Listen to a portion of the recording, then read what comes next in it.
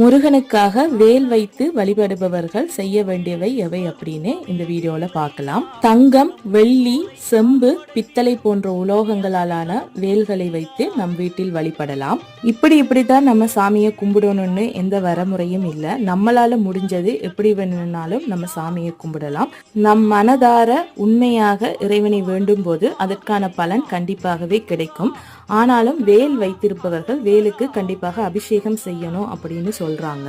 வாரத்தில் ஒரு முறை, அதாவது செவ்வாய்க்கிழமை முருகனுக்கு உகந்த நாள் அன்றைக்கு நம்ம வேலுக்கு அபிஷேகம் செய்யலாம். உங்களால் முடிந்தால் சஷ்டி, கிருத்திகை போன்ற நாட்கள்லையும் வேலுக்கு அபிஷேகம் செய்யலாம். முருகனுக்கு உகந்த நாட்களான எந்த நாட்கள்ல வேணும்னாலும் வேலுக்கு அபிஷேகம் செய்யலாம். அபிஷேக பொருட்கள் ஒற்றைப்படையில் இருப்பது நல்லது. அதாவது 1 அல்லது 3 அல்லது 5 இப்படியான பொருட்களால அபிஷேகம் செய்யலாம். இந்த வீடியோ பிடிச்சிருந்தா லைக் பண்ணுங்க, நம்ம சேனலையும் சப்ஸ்கிரைப் பண்ணிக்கோங்க.